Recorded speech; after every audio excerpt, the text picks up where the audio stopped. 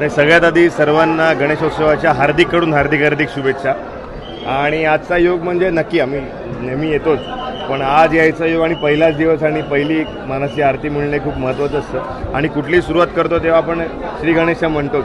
तर खूप आम्ही एक सिनेमा केला आहे आता अरण्य नावाचा, जो सगळ्यांनी टीजर ट्रेलर ते सगळं बघितलं असेल।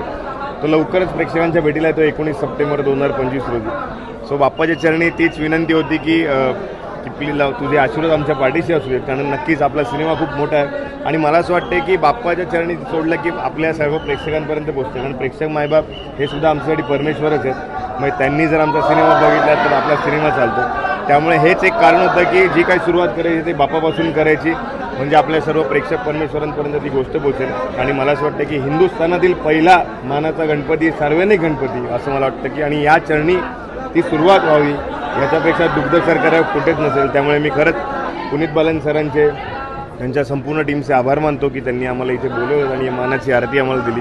आणि खरंच आज असं वाटतं की एक खूप पॉझिटिव्ह एनर्जी घेऊन आम्ही इथून निघालेलो आहेत। नक्कीच बाप्पाचे आशीर्वाद आहेत, प्रेक्षकांचे सुद्धा आशीर्वाद इथे मिळालेलेच आहेत। ती ताकद घेऊन आम्ही पुढे जाऊ आणि एक खूप चांगला आणि खूप वेगळा सिनेमा प्रेक्षकांच्या भेटीला येतो। आणि या माध्यमातून मी सांगण्याचं एक सांगेन की हा सिनेमा फक्त आम्ही सिनेमा केला नाही आहे, तर सिनेमाचं नाव अरण्य। अरण्य म्हटलं की जंगल येतं, झाडं आली, सगळ्याच गोष्टी आल्या। त्यामुळे आम्ही एक असा उपक्रम केला की जितके तिकीट जातील तेवढी आम्ही झाडं लावणार आहोत। म्हणजे एक तिकीट एक झाड, त्याच्यापेक्षा किती अजून मोठी होतील, जेवढी तिकीटं विकली जातील तेवढी झाडं आम्ही लावणार आहोत। कारण की अरण्य नावाचा सिनेमा केला तर नक्कीच कुठेतरी एक वेगळं अरण्य तयार झालं पाहिजे आणि पुढच्या पिढीला झाडांचं महत्त्वसुद्धा कळालं पाहिजे। तो असाच एक उपक्रम आम्ही या माध्यमातून राबवणार आहोत। तुमच्या सर्वांचे आशीर्वाद पाठीशी असू देत आणि सर्वांनी प्लीज प्लीज प्लीज 19 सप्टेंबर 2025 रोजी आपल्या जवळच्या लांबच्या सर्व चित्रपटगृहात जाऊन हा सिनेमा बघा, कारण की मराठी सिनेमा मोठा आहे आणि हे अजून मोठा आहे, फक्त प्रेक्षकच करू शकतात। थँक्यू। गणेशोत्सवाच्या संदर्भात काय आठवण आहे का? गणेशोत्सवाची आठवण म्हणजे आपण पुन्हा लहान होतो। सो मला असं वाटतं की जसा गणपती बाप्पा आपल्या घरात येतो, मी पुन्हा लहान होतो, घरात धावपळ हे सगळी चालू असते।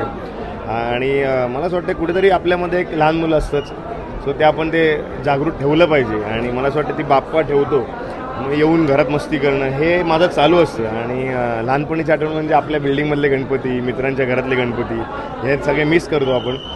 जसे मोठे होतो आपण सगळ्या प्रायोरिटी चेंज होतात, पण कुठेतरी ती धाकधूक असते। पण आम्ही आजही म्हणजे शाळेतले जे मित्र आहोत ते जवळजवळ 60 ते 70 मुलं आम्ही या 10 दिवसामधला एक दिवस ठरवतो आणि आम्ही दादरमध्ये सगळे भेटतो आणि पुन्हा लहान होतो आणि पुन्हा एक त्या जुन्या आठवणींची उजळण होते। त्यामुळे नक्कीच ही एक मजा आहे, ती मिस करतो मी खूप।